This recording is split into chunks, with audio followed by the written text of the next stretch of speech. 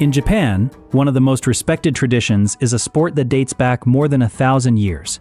Massive athletes collide inside a ring of clay, surrounded by ancient rituals and roaring crowds. To many people, sumo represents honor, discipline, and the spirit of Japanese culture. But behind the ceremonial entrances and the dramatic matches, there is another reality. A world where young athletes wake up before sunrise, train for hours until exhaustion, and are expected to eat up to 10,000 calories a day just to survive in the sport. Inside the closed world of sumo stables, stories of extreme diets, brutal discipline, and even violence have surfaced over the years. Some wrestlers leave the sport with lifelong health problems. Others never make it out at all. This is the hidden side of Japan's most traditional sport. Sumo is one of the oldest organized sports in the world. Its origins go back more than 1,500 years, deeply connected to Shinto rituals and Japanese culture.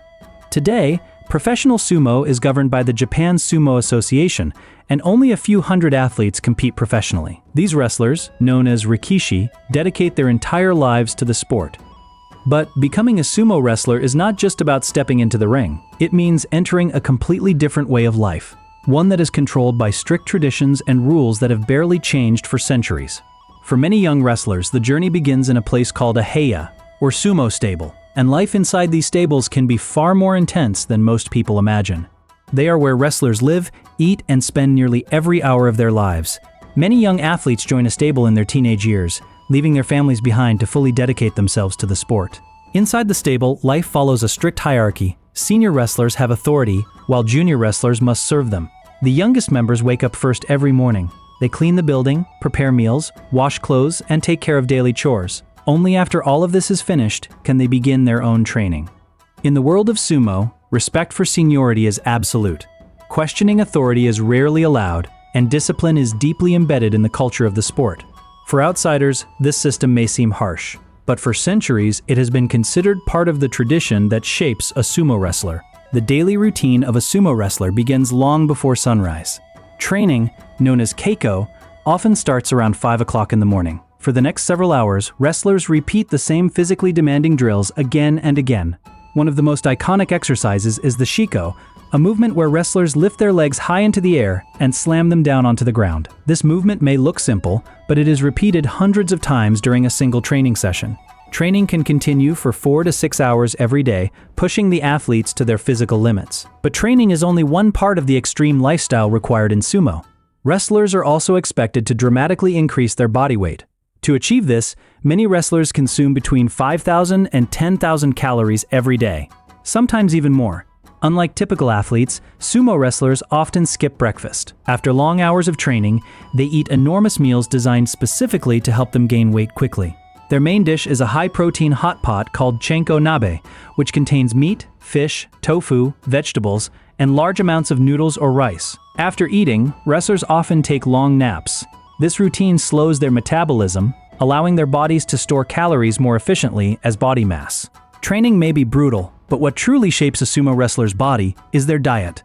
Over time, this lifestyle can push a wrestler's weight well beyond 150 kilograms, turning them into the giants seen inside the sumo ring. While the massive size of sumo wrestlers is impressive inside the ring, it often comes at a serious cost to their health. The combination of extreme weight gain, enormous calorie intake, and intense physical stress can place tremendous strain on the body. Medical studies have shown that professional sumo wrestlers face unusually high rates of metabolic diseases. Conditions such as diabetes, hypertension, and gout appear significantly more often among wrestlers compared to men of the same age. In some studies, about 5% of wrestlers were diagnosed with diabetes, while over 8% suffered from high blood pressure. Elevated cholesterol and triglyceride levels are also common due to their high-calorie diet. Over time, these health risks can become severe. Many retired wrestlers struggle with long-term medical problems after leaving the sport, including heart disease and chronic metabolic disorders. Some researchers have even suggested that the life expectancy of professional sumo wrestlers may be significantly shorter than the average Japanese population. One tragic example occurred in 2020 when a young wrestler died at just 28 years old after complications related to illness and pre-existing health issues. For many athletes, the glory of sumo can come with a heavy price long after their careers are over. Beyond the physical demands and health risks, another darker issue has repeatedly surfaced within the world of sumo: violence inside the stables. Because sumo stables operate under a strict hierarchy, junior wrestlers are expected to obey their seniors without question. For decades, this system has sometimes led to abusive behavior disguised as discipline. One of the most shocking incidents occurred in 2007, when a young wrestler named Takashi Saito died after being brutally beaten during training. According to investigations, he had been repeatedly struck with objects and physically punished by senior members of his stable. The tragedy shocked the entire country and forced the Japan Sumo Association to confront the culture inside many training stables. In a later survey conducted among dozens of stables, reports suggested that violent disciplinary practices had occurred in the majority of them. Although the association introduced new rules to prevent abuse, similar incidents have continued to appear in the news. In some cases, junior wrestlers reported being beaten, humiliated, or physically punished during training. Critics argue that the rigid hierarchy within sumo can sometimes allow bullying to continue behind closed doors. Violence inside stables was not the only controversy to shake the sport. Over the years, several major scandals have damaged the public image of professional sumo. In 2008, multiple high-ranking wrestlers were expelled after testing positive for illegal drugs.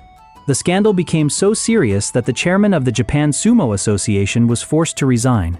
Just 2 years later, another crisis emerged when dozens of wrestlers and coaches were linked to illegal gambling operations. Investigations revealed that some members of the sumo world had placed bets on professional baseball games, which is illegal under Japanese law. Reports also suggested that certain individuals within the sport had connections to organized crime groups, including the notorious Yamaguchi-gumi. These scandals triggered widespread criticism across Japan and raised serious questions about the governance of the sport. Despite the controversies and hardships, sumo remains one of Japan's most powerful cultural traditions. The sport still draws thousands of fans and continues to symbolize strength, discipline, and national heritage. For many wrestlers, dedicating their lives to sumo is seen as an honor. Yet behind the rituals, the crowds, and the spectacle of the matches, the lives of these athletes can be far more complicated than they appear. Extreme training, enormous diets, health risks, and the pressures of tradition all shape the world of professional sumo. And while reforms have been introduced over the years, the debate continues about how this ancient sport should evolve in the modern world. In the end, sumo is not only a symbol of tradition, it is also a story of sacrifice.